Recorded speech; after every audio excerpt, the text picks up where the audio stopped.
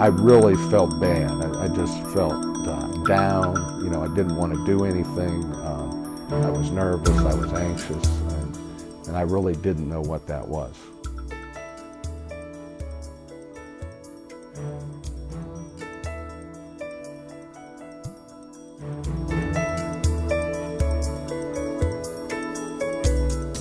Bipolar disorder, a mental illness that can create highs and lows.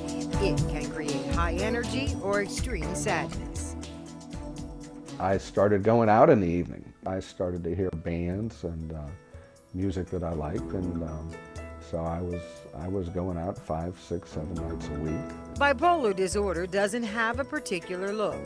Bob Regis is an accountant, a CPA. Today he runs a business, the Regis Group. Bob Regis is bipolar. The road here hasn't always been an easy one. After I graduated from Northwestern, and I graduated with high honors, and then I didn't mention this, but I had a full scholarship to go there, which was very rare for MBA school. So the school was really good, the job was really good. Then we found out right after I graduated, or right around the time that I graduated, that she was pregnant. So we moved right around the time my daughter was born.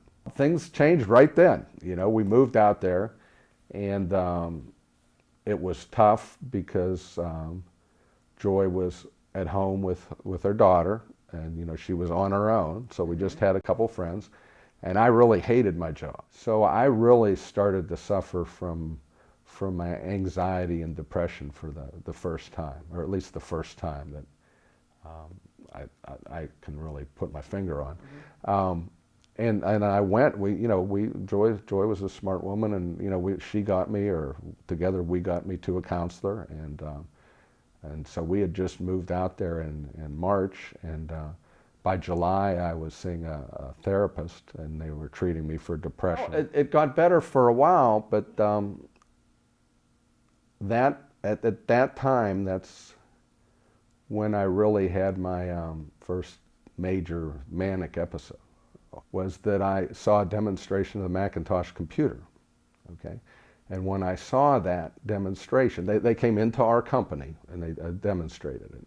And it just hit me, and I couldn't stop thinking about it. My daughter's first birthday, and my wife wanted to go home to Georgia, and it wasn't a good time for me to go because I was working for this company that I just started with, so they went away for, I think it was about a week. So I was there by myself in my condo for a week, and I just could not stop thinking about this. I would just think about it, and I would stay up. I would stay up 23 hours a day. I just had all this energy, and I just could not stop thinking about this idea. Now, to me, that didn't mean I was ill. I just thought, wow, I have a really good idea. I have to do something about this. Mm-hmm. I wasn't doing what I learned in business school. I wasn't writing down a business plan.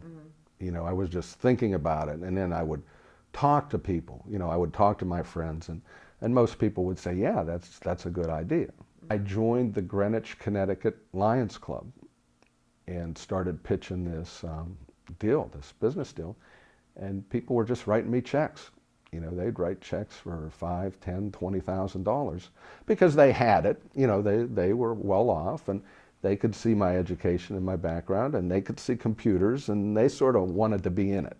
And then I went to some friends and family and got some money, and then I got all these people in Connecticut, and I really didn't know what to do. My wife sees me, and she knows that's not me. She started to tell me, there's something wrong with you. This is not you. There's something wrong with you. And I got so tired of hearing this, I said, well, if you think there's nothing wrong, if there's something wrong with me, mentally, then get a doctor's appointment. I'll go see a psychiatrist. Let's just go. Let's just get this over with. I said, all I'm trying to do is I think I have a good idea. I think I can make us a lot of money and we can be financially secure. But if you think there's something wrong with me, then just make the appointment, I'll go. The way I remember it, he said to her, well, what's your story? And she said, well, this is not Bob. This is not the guy I married. He's not thinking this through. He's not analyzing this. He's not sleeping. He hardly sleeps at all. And this just isn't him. Something is wrong. This is not him. I can't stand it. He's blowing our money. We have our young daughter at home, and there's just something wrong. Something has to happen. And so he looked at me and he said, well, what Joy is describing is manic depression, that you are in a manic phase of bipolar disorder, and all this energy and this big thoughts and this racing minds and doing all of this without analyzing everything, and the lack of sleep. That's a very, very typical. All that is very typical. And if you have that in your family, especially, then we really ought to, go further and try to see if that's the diagnosis, that you're bipolar. There are over 2 million American adults living with bipolar disorder, and it usually begins in early adulthood, most often before age 35. It can be genetic. It was in the Regis family, only Bob didn't know it for years. My grandmother had the same thing that I do. She was bipolar, and at the time, I don't know that people really knew what that was, but she was in and out of Warren State Hospital for most of 30 years. And then there's other issues with bipolar on my dad's side. My uncle, which is my dad's younger brother, and he's also my godfather, he ended up becoming bipolar in his late 30s. And I wasn't aware of that at the time. I just didn't have any awareness of it. And then my favorite cousin, also on my dad's side, but the son of another brother, he was very bipolar and really struggled with it. And I had no idea of that at the time, when I was growing up. He was my favorite cousin. He was a lot of fun. I didn't see the problems. Now, there was one point in time where he was actually in Western Psych when I was maybe a junior in college. And I went down to visit him there, and I can distinctly remember playing ping pong with him there at Western Psych and just thinking, why is he here? There's nothing wrong with him. He's the same guy I always knew, but I still wasn't aware of the problem, why he was there, what it was, or any family connection. When Bob was manic, he not only believed he could do anything, he convinced others he could too. I want to give a concert at the Civic Arena, and I just happened to be at Confetti, and there was this singer. Her name was Alicia. She was only 16 years old or so, and she was dance tunes. It was kind of a Madonna kind of thing. And I'm getting things together with the Civic Arena. I talked to the fellow at the Civic Arena, and I print up a bunch of tickets, and I just happened to give out a couple tickets to a girl in a restaurant that I used to go to a lot. And she said she'd sell some tickets. She had her friends and this and that. Well, it turns out that she sold the tickets. She sold like 2 tickets before the concert was even booked. And the Attorney General office, the District Attorney's office, I forget which, came down on me and said, "What are you doing? You're selling these tickets. You don't have a concert booked. You can't do it. We want you to cease and desist, this and that." And I said, "Well, okay. I didn't do anything. I'll give the girl the money back, the $20 for the tickets." But I was just trying to have this concert and for charity, and I'm sorry. And I was still manic naturally, trying to promote the concerts. And then my parents, especially my mother, was now getting involved. She thought there was something wrong. Bob would have other setbacks, spend time in both mental hospitals and jail before he reached the point of learning that bipolar disorder was something that could be managed. Patient Care Psychological Services, can I help you? At first I was thinking, how could I be helping this man? He seems like he's doing great, in many ways. But he had gone through a depression, but his life on paper looked very successful. His educational background, his accomplishments up to that point. Of course, I wasn't real experienced with bipolar I disorder. You know, some people come in that are cyclothymic that have ups and downs, but he had some major, major swings. Finding a counselor you can trust is a big step, and that's what Bob found in Debbie Nardelli. As I went through Bob's journey, there were times that were very frustrating. When people become very manic, they're hard to reason with. They really do believe, especially in their grandiosity, they really believe these ideas they have are good and they're sound.